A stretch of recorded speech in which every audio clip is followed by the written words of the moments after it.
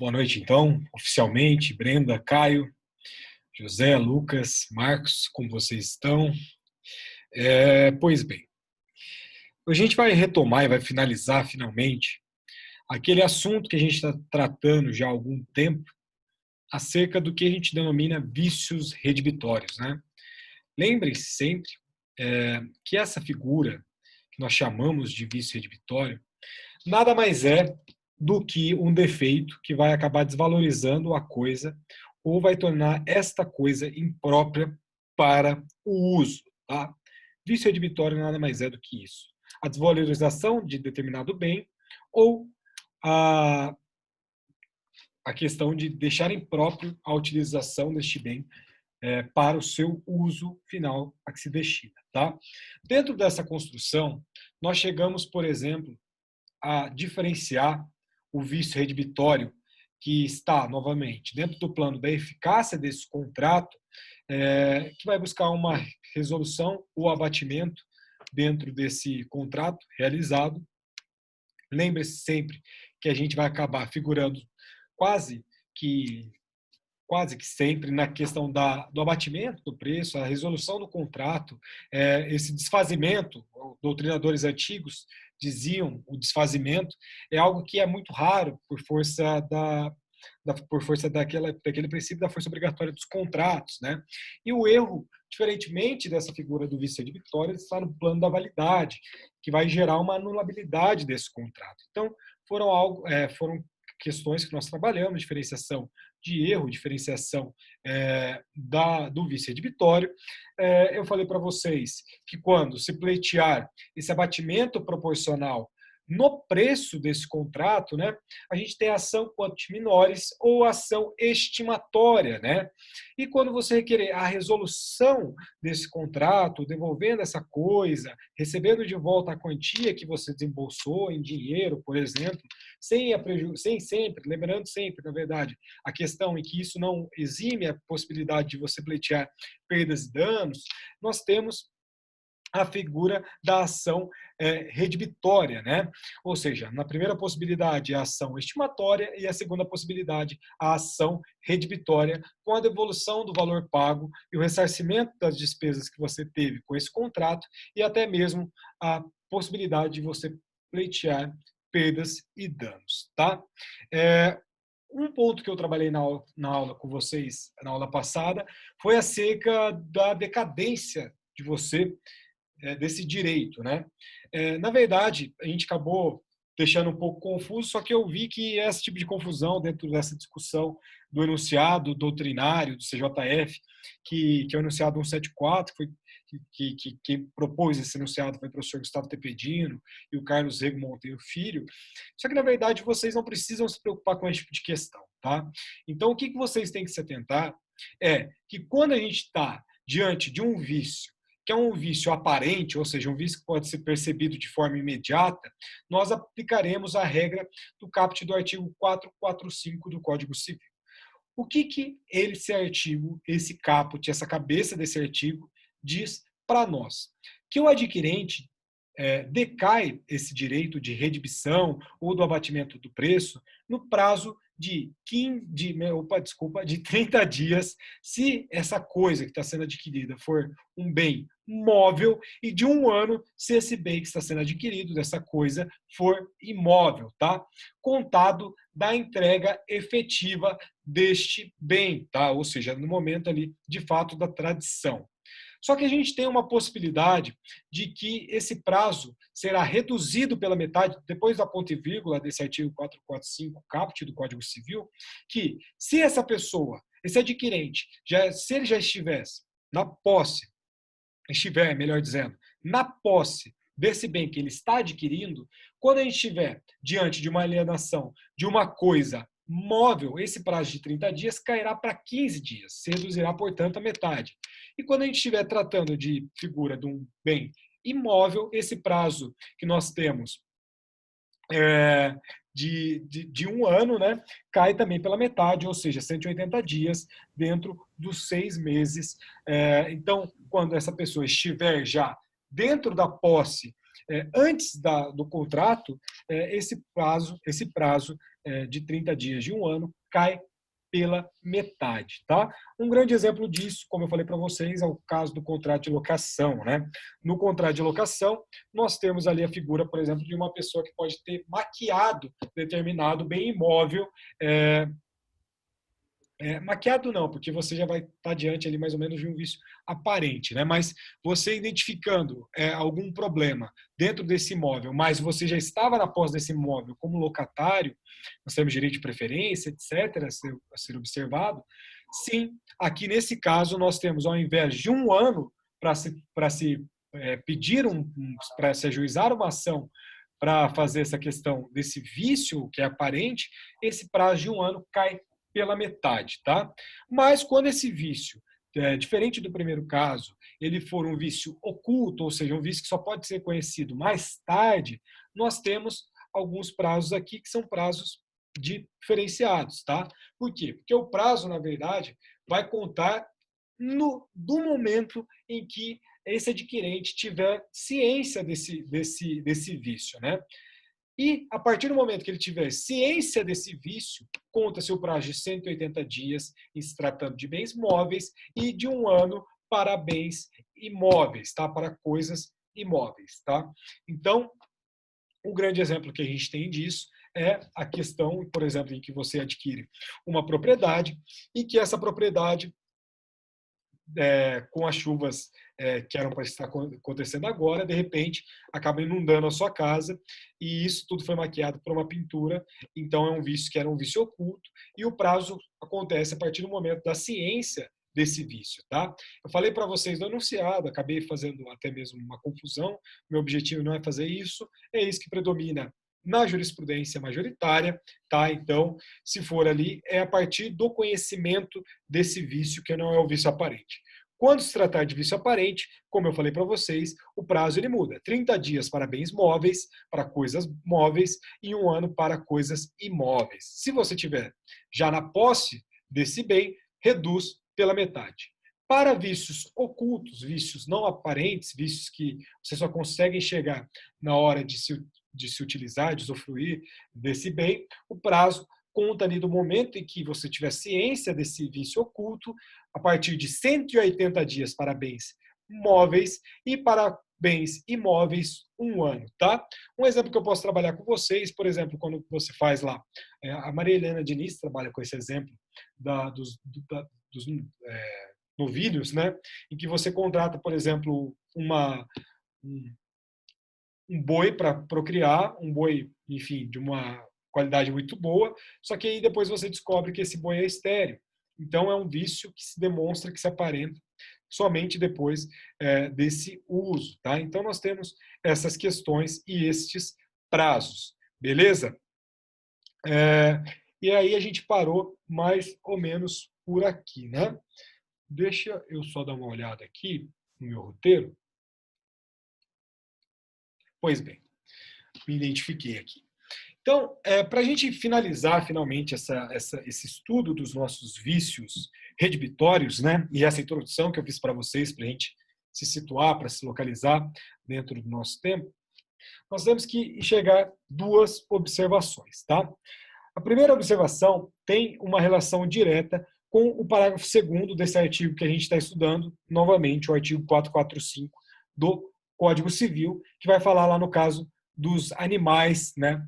Quando a gente estiver ali na questão dos animais, os prazos de garantias quanto a esses vícios redibitórios serão aqueles previstos dentro da legislação ordinária especial, tá? Um exemplo que eu posso trabalhar com vocês pode ser, por exemplo, o caso do Código de Defesa do Consumidor, tá? Se estiver presente a relação de consumo, ou seja, os artigos 2º e 3º da nossa Lei 8.078 de 1990, nós temos sim a possibilidade, por ser uma lei específica, aplicar os códigos do CDC, os prazos do CDC, tá? Um exemplo que eu posso tratar com vocês é acerca da figura dos pet shops, né? Enfim, na figura dos pet shops nós temos a preservação animais, né? Com animais de estimação dentro dessas lojas especializadas, em que qualquer vício com base nesses animais, será aplicado ali o Código de Defesa do Consumidor, o seu artigo 26. Depois dê uma olhada no artigo 26 do CDC, tá?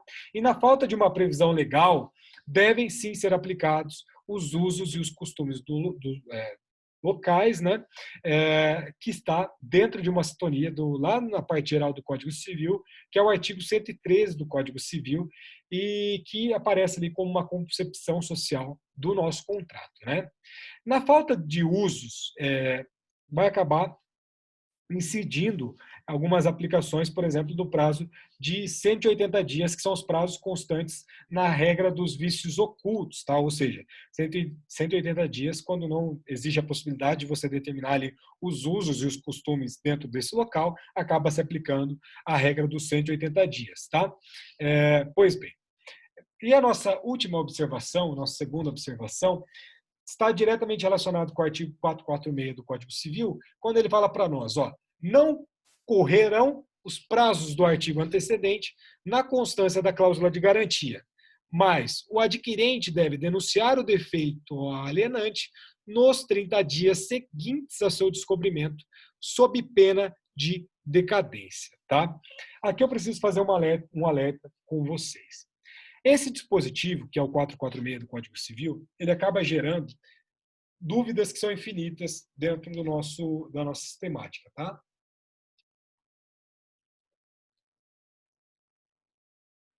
Por que eu digo isso? Quando o Código Civil entra em vigor, 2002, provado 2003, ele entra de fato aplicando seus efeitos, nós temos um comando legal que vai tratar do prazo de garantia. Lembre-se da garantia, contrato de garantia. Às vezes aparece ali uma garantia dentro de um contrato, que é uma garantia que a gente chama convencional, porque foi algo estipulado entre as partes. E essa garantia estipulada entre as partes e depende totalmente do que está exposto na lei e vice-versa, né? Independe o prazo que está no contrato da lei, independe a lei do prazo que está estipulado no contrato. Na verdade, vai existir aqui para nós um diálogo de complementariedade. O que eu estou querendo dizer com isso, tá? Na vigência desse prazo de garantia que está estabelecido dentro desse contrato, que é um prazo de decadência convencional, ou seja, eu e a Bianca estamos fazendo um contrato de compra e venda de um automóvel e a Bianca, ela não é fornecedora desse tipo de serviço. Ela não trabalha, enfim, ela está vendendo o carro dela. E eu acabo adquirindo o carro dela, só que a Bianca acaba convencionando comigo um prazo de garantia de 60 dias. Tá? 60 dias é um prazo de garantia legal. Esse prazo de garantia, na verdade, ele aparece para nós como um prazo de complementariedade. Tá? A vigência desse prazo de garantia possui uma decadência convencional, que é o prazo estipulado entre eu e a Bianca, que no caso são 60 dias. Nesse prazo de 60 dias em que eu e a Bianca estabelecemos essa questão, não correrão os prazos legais, tá? Que são os prazos que a gente chama de decadência legal. Então, a decadência convencional, que são esses 60 dias estipulados entre eu e a Bianca, ou eu e o Caio, vamos imaginar que o Caio está me vendendo um imóvel, e aí eu faço esse tipo de contrato com o Caio, ou enfim, carneiros, vamos imaginar alguma coisa assim. Enfim, ele estipula ali um prazo de 30 dias, 90 dias, um ano, enfim. Dentro desse prazo, que é o prazo de decadência convencional, porque é algo que foi convencionado entre as partes, estão ali, não correrão os prazos da decadência legal, tá? Mas a gente tem, diante de toda a sistemática contratual, um dever anexo da boa-fé objetiva, que é o dever de informação, tá? O que esse dever de informação fala para nós? Que o adquirente, ele deverá sempre denunciar esse vício no prazo ali de 30 dias contados do seu descobrimento, sob pena de decadência, tá? A dúvida que acaba gerando para nós, relativa a esse dispositivo, gira em torno ali da decadência mencionada ao seu final. Tá? Quando vocês olharem o 446, ele fala para nós, deixa eu localizar o 446 aqui, que mais o adquirente deve denunciar o defeito ao alienante nos 30 dias seguintes ao seu descobrimento, sob pena de decadência. Né? E a questão que se coloca para nós é que essa decadência, ela se refere a perda dessa garantia convencional ou a perda do direito de ingressar ali com as ações edilícias, né? A gente está tratando das ações edilícias, a questão contiminores, a ação redibitória, ações edilícias, dizem as más línguas que são as ações mais gostosas do direito civil, porque quando vocês olharem o nome, né, ações edilícias, né? Então, bem, e a questão que se coloca é exatamente essa: será que o prazo, essa menção que decai o direito dessa pessoa, se menciona da decadência convencional que foi estipulada entre as partes, ou a decadência legal? Na minha opinião, e lembre-se sempre, quando eu falo na minha opinião, vocês bem sabem, eu estou embasado em alguma doutrina, no caso, Flávio Tartucci, Nelson Rosenwald, enfim, doutrinadores que eu acabo seguindo com uma veemência um pouquinho mais forte, né? A decadência que está ali dentro desse final do artigo 446 do nosso Código Civil está ligada à nossa perda do direito da garantia contratual e não ao direito de ingressar em juízo ali com as ações edilícias, tá? O que eu estou querendo dizer com isso? Que, acabado o prazo ali da garantia estabelecido entre as partes, entre eu e Bianca, eu e Caio, eu e Lucas, Marcos, enfim, e não exercendo o alienante ali, o adquirente, melhor dizendo, o prazo de 30 dias fixados dentro desse artigo 446 do nosso Código Civil, vai se iniciar um novo prazo, que aí sim são os prazos legais previstos dentro do nosso artigo 445 do Código Civil. E essa interpretação, ela acaba sendo a melhor, na minha humilde opinião, porque ela acaba entrando na nossa ideia de justiça, né? Porque, caso contrário, seria muito pior aceitar ali um prazo de que essa garantia convencional afastasse o direito a ser exercido dentro de um prazo de 30 dias, né? Então, a Maria Helena Diniz, ela fala para nós no seguinte sentido, que com o término do prazo de garantia ou não denunciando o adquirente o vício dentro do prazo de 30 dias, os prazos do artigo 445 iniciar-se-ão, tá? Enfim, nós temos Maria Helena Diniz, Flávio Tartucci, Marco Aurélio Bezerra de Mello. O Marco Aurélio Bezerra de Mello, ele fala, por exemplo, que se o adquirente perder esse prazo de 30 dias, que é o prazo convencional, para denunciar esse alienante, né, desse vício encontrado dessa coisa, ele perderá inexoravelmente essa garantia contratual. Mas a legal, se ainda estiver no prazo, ele poderá exercer sim, tá? Vamos para os casos práticos, empíricos. Dentro do nosso Tribunal de Justiça do Estado do Paraná, em que vocês vão amar e odiar esse tribunal, tenho certeza disso. Deixa eu até pegar aqui o caso. O Tribunal de Justiça do Estado do Paraná, ele, em 2016, ele trabalhou ali na ação rescisória 0828097, tá? De Londrina. Olhem lá, né? As coisas como chegam em nós. O que o TJ do Paraná falou? Ó, ação de indenização por danos morais e materiais, pedidos de redibição do contrato de compra e venda de uma retroescavadeira que apresentou defeitos logo após a aquisição. Acórdão reincidendo que condenou a autora, sucessora da fabricante, à devolução dos valores pagos pela requerida. Pleito de rescisão fundamentado no artigo 485, inciso 5º do Código de Processo Civil. Violação dos artigos 445, parágrafo 1º e 446 do Código Civil. Prestem atenção. Vício oculto de coisa móvel que surgiu durante o período de garantia contratual. Acórdão reincidendo que incorreu em erro na contagem do prazo decadencial. Decurso da garantia contratada, início imediato da contagem do prazo de 30 dias. Então, aqui nós temos a aplicação exatamente dessa questão que eu estou falando para vocês. Por mais que não exista ali essa denúncia no prazo de 30 dias, vai se iniciar os prazos previstos no artigo 445 do Código Civil. O outro caso vem lá do Tribunal do Distrito Federal, que fala para nós o seguinte, ó: Mister se faz ressaltar que as práticas de mercado fazem com que os próprios fornecedores, de forma espontânea, ofereçam garantia contratual autônoma para o produto ou serviço fornecido, cuja natureza é complementar à garantia legal. E aqui está dentro do artigo 50 do CDC. Né? Neste passo, o prazo decadencial somente se inicia após o esgotamento dos prazos de garantia contratual, que é o artigo 446 do Código Civil, o que também não foi trazido nos autos. Então, o que a gente identifica dentro desses julgados que eu estou trazendo para vocês? Que existe, sim, uma correta interpretação aqui no nosso âmbito da jurisprudência paranaense, da interpretação do artigo 446 do Código Civil, para dizer que esse prazo de 30 dias que você tem que denunciar, né, esse vício, na verdade, ele não faz com que decaia esse direito de você pleitear uma ação edilícia, né? Rescisória, pois bem, a quanti minores, a estimatória ou a redibitória, tá? Mas, sim, ele acaba decaindo esse direito do prazo da garantia legal, mas os prazos do artigo 445 irão se aplicar, tá? Ele não esgota o prazo legal, mas sim somente o prazo da garantia contratual. Beleza? Tranquilo? Alguma dúvida?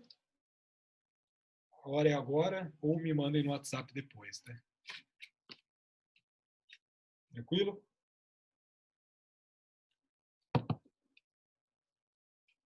Beleza. Então, fechamos a ação redibitória e agora nós vamos trabalhar um dos institutos talvez mais interessantes aqui dessa nossa teoria geral do contrato, né? Que é a nossa evicção. Eu já falei para vocês algumas vezes que a nossa evicção caiu na minha segunda fase com questão subjetiva da OAB, do exame da ordem, né? Evicção, o que é esse instituto? Como que a gente trabalha ele, né? Primeira coisa que eu tenho para dizer para vocês é que a nossa evicção, ela é, sim, um conceito extremamente clássico do nosso direito civil, e essa evicção sempre trouxe consequências e efeitos de cunho, principalmente processual, diante de repercussões práticas que isso acaba acontecendo no nosso âmbito contratual, tá? Então, a nossa categoria, ela possui até mesmo dentro de um pragmatismo romano, dentro da expressão, deixa eu até escrever essa expressão para vocês aqui no chat, para vocês deixarem no caderno de vocês, que é uma máxima latina. Deixa eu ver aqui.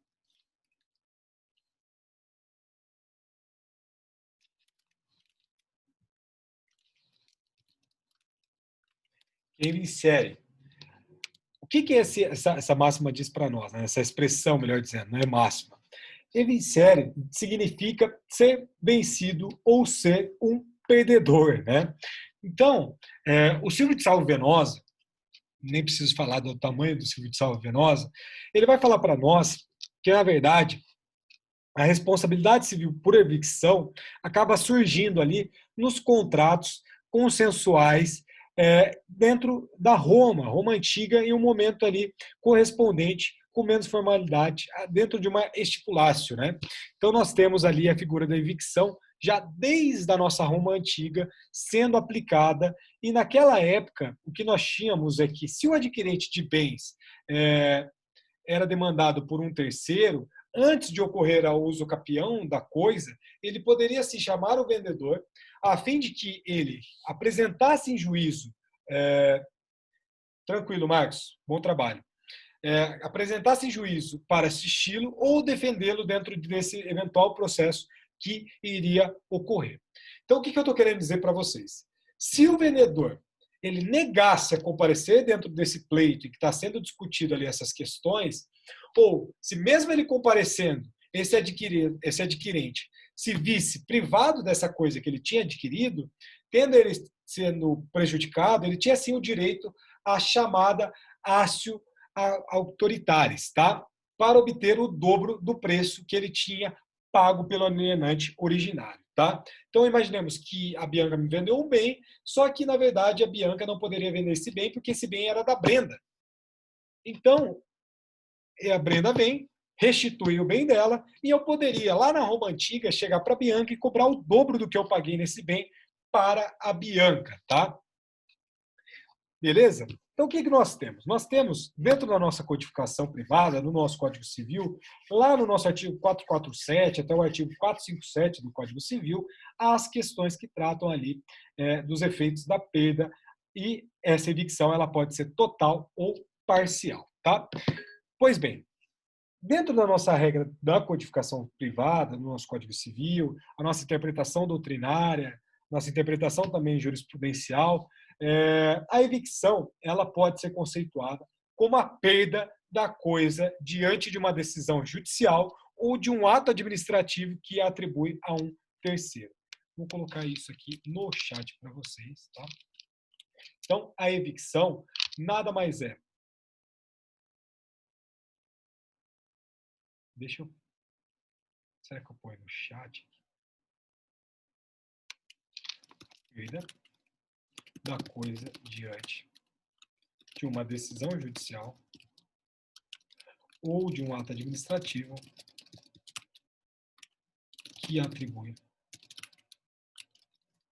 a um terceiro.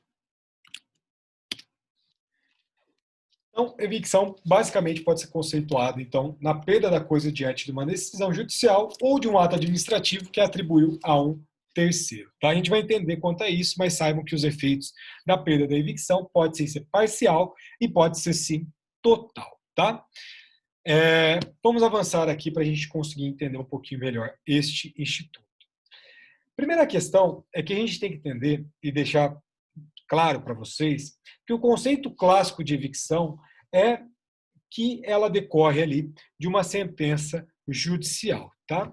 Mas o Superior Tribunal de Justiça, ele tem entendido sim que a evicção pode estar presente ali em casos de apreensão administrativa, não decorrendo, portanto, de necessariamente uma decisão judicial, tá? Então, dentro do STJ, nós temos sim a possibilidade de um ato administrativo, de apreensão administrativa, gerar uma possível evicção. Mas no conceito clássico, no nosso direito civil, a evicção está relacionada a uma sentença judicial, tá? Seguindo esse entendimento do Superior Tribunal de Justiça, nós temos alguns julgados interessantes, eu vou passar aqui um para vocês, que o Superior Tribunal de Justiça, no acórdão, que foi um acórdão de 2013, ele acabou ali deduzindo que a evicção não exige o trânsito em julgado dessa decisão para o seu devido exercício. Isso é interessante, tá? Porque se a gente está falando de sentença judicial, a gente precisa determinar se é sentença judicial ou o trânsito em julgado. O informativo 519/519 do STJ falou para nós a seguinte questão. Deixa eu pegar aqui, ele está aqui no meu computador. Ele falou o seguinte, ó. Para que o evicto possa exercer os direitos resultantes da evicção, na hipótese em que a perda da coisa adquirida tenha sido determinada por decisão judicial, não é necessário o trânsito de julgado da referida decisão. Prestem atenção aqui, olha esse julgado do STJ, de relatoria do ministro Luiz Felipe Salomão. A evicção consiste na perda parcial ou integral do bem, via de regra, em virtude de decisão judicial que atribua seu uso, posse ou propriedade a outrem em decorrência de motivo jurídico anterior à contratação. Pode ocorrer ainda em razão de ato administrativo do qual também decorra a privação da coisa. A perda do bem por vício anterior ao negócio jurídico oneroso é o fator determinante da evicção, tanto que há situações em que os efeitos advindos da privação do bem se consumam a despeito da existência da decisão judicial ou de seu trânsito em julgado, desde que haja efetiva ou iminente perda da existência da posse ou da propriedade, e não uma mera cogitação da perda ou limitação desse direito. Assim, apesar de o trânsito em julgado da decisão que atribua a outra a posse ou a propriedade da coisa conferir o respaldo ideal para o exercício do direito oriundo da evicção, o aplicador do direito não pode ignorar a realidade comum do trâmite processual nos tribunais, que muitas das vezes faz com que o processo permaneça ativo por longos anos, ocasionando prejuízos consideráveis advindos da constrição imediata dos bens do evicto, que aguarda impotente o trânsito em julgado da decisão que já lhe assegurava o direito. Então, o que ele está falando para nós aqui? Aqui ele faz um resumão de tudo. Que a evicção pode ser total ou parcial, que a evicção pode ser, via de regra, por sentença judicial, mas também por ato administrativo, pode ser também, resta dispensável a figura do trânsito em julgado, dependendo da análise do caso concreto, porque imagine, se Caio me vende um bem que não é dele, que é, na verdade, de José, e José está entrando ali com uma ação para ter esse bem restituído, por óbvio que José não pode esperar o trânsito em julgado dessa decisão, porque imaginemos, é um bem automóvel, um automóvel. Eu, com 8 anos, 10 anos discutindo esse caso, mas usufruindo desse bem, utilizando desse bem, esse bem vai ter ali um desgaste natural do seu uso. E é óbvio que com o desgaste natural desse uso, eu sabendo que existe um processo que está ali correndo relacionado a essa evicção, eu posso fazer, por exemplo, uma ausência de manutenção de determinado veículo, algo nesse sentido, e eu acabo prejudicando demasiadamente José. Então, por óbvio que a gente tem que ter, sim, esse resguardo em relação à dispensa do trânsito em julgado, tá? A gente vai verificar que, na verdade, todas essas questões elas estão fundamentadas dentro do plano da sociedade, dos efeitos da sociedade no nosso direito civil, né?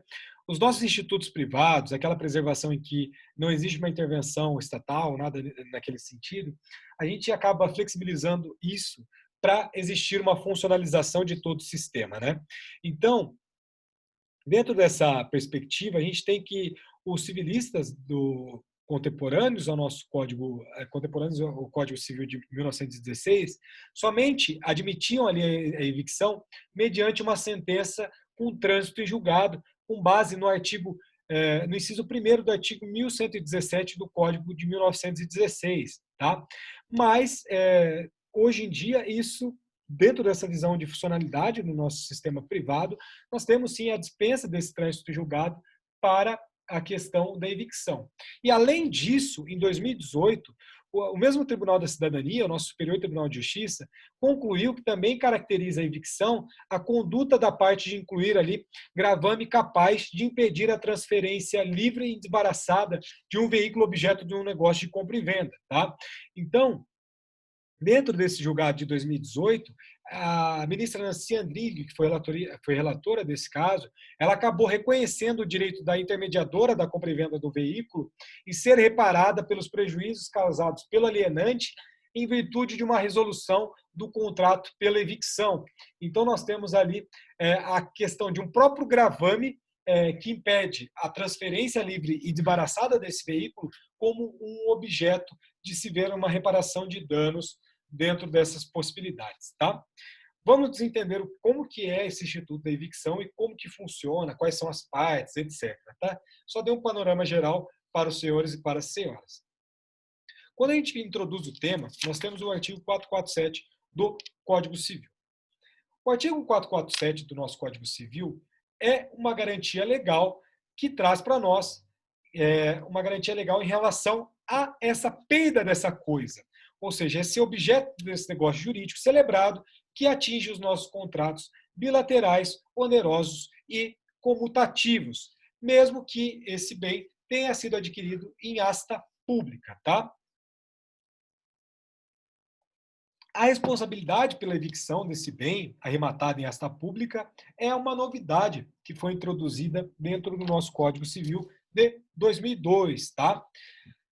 Pois bem, no que concerne essa pessoa, né, que está ali se envolvendo em relação a essa evicção desse bem arrematado, a gente não, né, mas parece mais correto um entendimento que vai afirmar ali a responsabilidade imediata do devedor ou do réu dessa ação, né, que é o primeiro beneficiário em relação à arrematação dessa asta pública, né?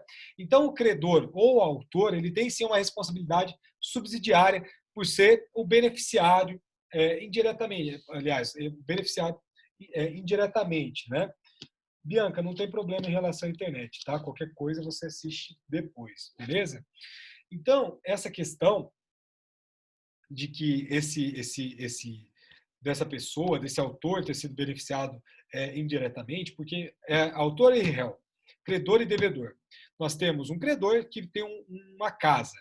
Nós temos um devedor que está buscando ali, aliás, nós temos um credor que está fazendo uma alienação de um bem de um devedor para que tenha um crédito resguardado. Tá? Então, quem é o beneficiário direto dessa asta pública que está sendo realizado, por óbvio, é esse credor.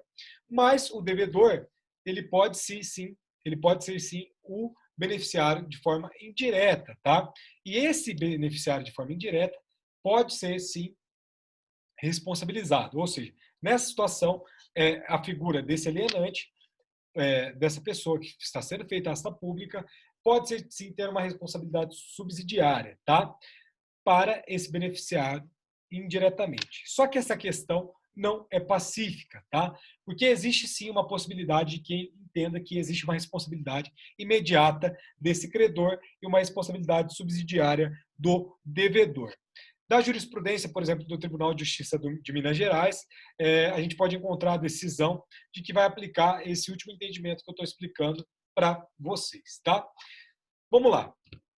Evicção. Quem são as partes da evicção? Deixa eu até compartilhar uma tela para a gente trabalhar dentro de uma coisa que fique interessante para vocês. Quem são as partes da evicção? Vou colocar aqui elementos objetivos, tá? Nós temos, primeiramente, o alienante, tá? Que nada mais é do que aquele que... Deixa eu ver se eu consigo ampliar esse quadrinho aqui. Aquele que transfere a coisa viciada de forma onerosa. A segunda parte, né, é o evicto, ou adquirente, né? Ou seja, aquele que perde a coisa adquirida. E C, nós temos o evictor, ou terceiro, beleza? Que é aquele que tem a decisão judicial ou a apreensão de determinado bem, administrativo no caso, a seu favor, tá? Então nós temos alienante, que é aquele que vai transferir essa coisa viciada de uma forma onerosa, o evicto ou adquirente, que é aquele que vai perder essa coisa adquirida, e o evictor ou um terceiro que tem a decisão judicial ou a apreensão administrativa a seu favor, beleza? Pois bem, vamos tentar fazer aqui um outro esquema, tá? Vou apagar isso daqui. Deixa eu ver como que eu vou fazer isso para vocês. Então, nós temos o alienante. O alienante é a primeira figura que acaba aparecendo para nós, tá? Aqui nós teremos a figura do adquirente, tá? Pois bem, nós temos essa relação aqui.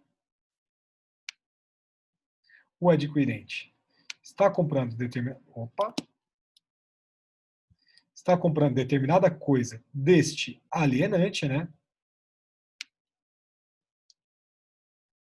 Por sua vez, esse alienante ele está transferindo um bem para o adquirente, tá?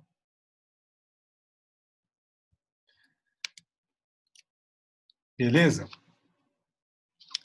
Só que vai aparecer um terceiro, né? Como eu falei para vocês, que é um terceiro, que esse terceiro, ele aparenta para nós, ele parece para nós, como um nome de evictor. Evictor. Que nada mais é do que também, deixa eu só colocar aqui,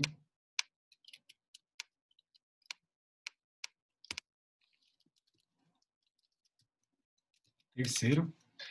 E esse terceiro, na verdade, ele vai olhar para você e vai achar o bem que é dele, na verdade, que o alienante passou de uma forma totalmente desazoada, e vai chegar em você e fala: ei, devolve meu bem. Então nós temos esta relação aqui, tá? Então, deixa eu só escrever aqui.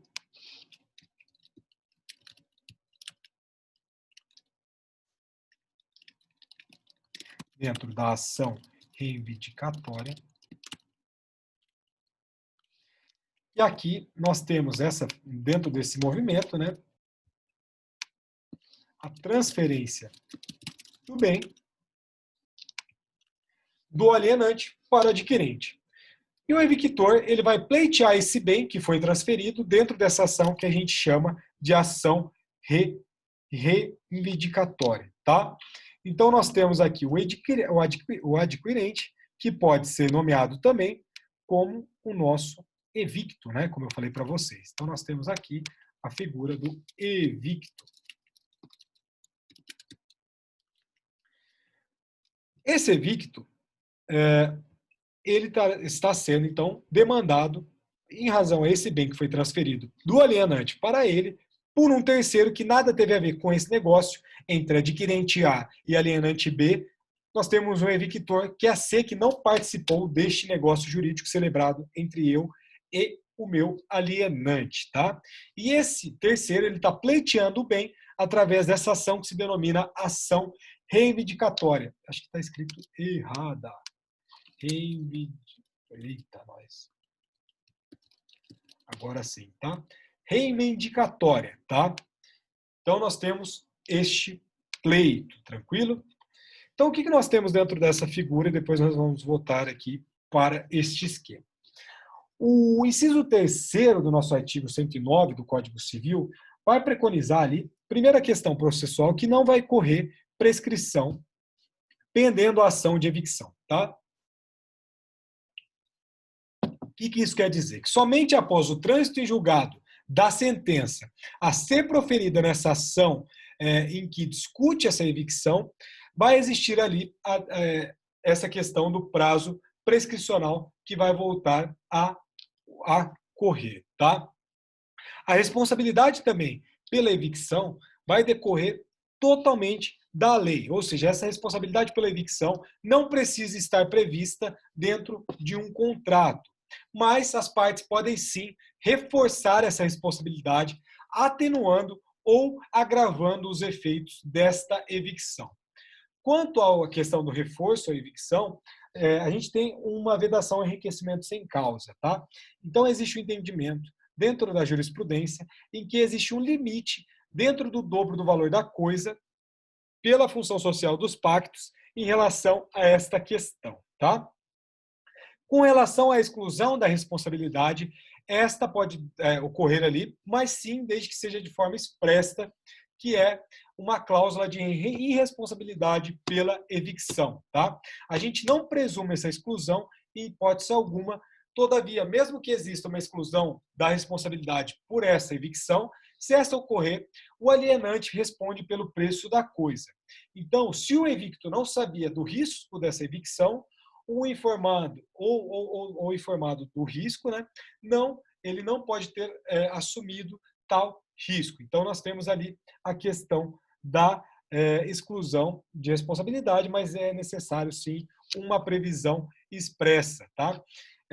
Pois bem, nós vamos ter ali, e a gente vai verificar, como que essa questão vai ficar na prática. Porque imagina, você é um adquirente de boa-fé, e aí vem uma pessoa, um terceiro, que vai falar, ei, mas esse bem é meu, ele não poderia ter sido vendido. E aí eu falo, pô, mas eu tô de boa-fé, eu não tô de má-fé. Como que isso vai ficar? Enfim, são algumas implicações que nós vamos estudar na nossa aula que vem, mas entenda que aqui dentro dessa relação que eu passei para vocês, nós temos a possibilidade de o adquirente desse evicto, deixa eu até desenhar aqui, desse evicto, né, desse adquirente, denunciar o alienante da lide, né? Então existe a possibilidade de denunciação da lide, tá? Só que essa denunciação da lide, ela deixou de ser obrigatória na nossa sistemática processual civil do ano de 2015, tá? Hoje em dia, então, existe a possibilidade da possibilidade de você pleitear ali uma denunciação da lide dessa pessoa que é a pessoa do alienante, dessa pessoa que transferiu esse bem para você, que não poderia ter transferido porque ele tinha um negócio jurídico anterior que vedava essa transferência, então você pode sim denunciar esse alienante para que ele figure dentro dessa relação entre evictor e evicto, ou seja, desse terceiro que não participou dessa relação e eu, o adquirente, beleza?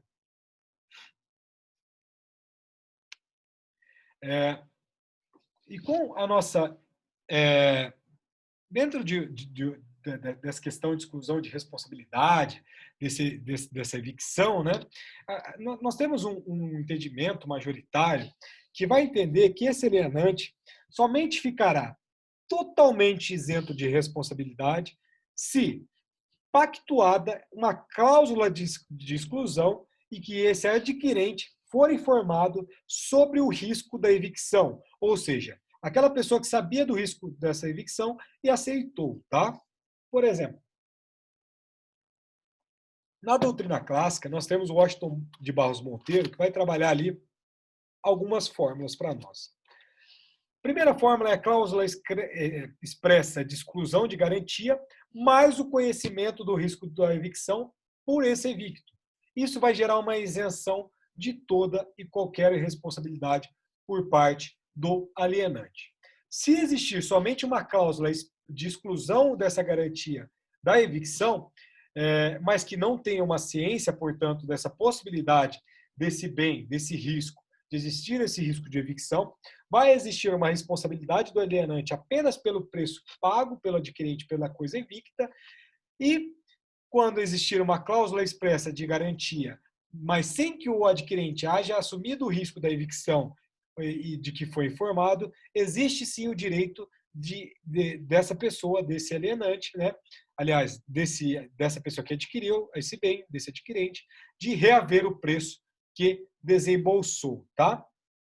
Se não existir uma cláusula de exclusão da garantia de evicção ou uma cláusula de irresponsabilidade por evicção, a responsabilidade dessa pessoa que passou esse bem que não poderia ter passado será plena, tá? Nesses casos, nós temos a aplicação do artigo 450 do Código Civil, que poderá o evicto, né, prejudicado, pleitear desse alienante, nos casos de evicção total, algumas questões. Por exemplo, a restituição integral do preço pago, mas, para tanto, se deve levar ali em conta o valor da coisa, a época em que se perdeu, evitando seu enriquecimento sem causa.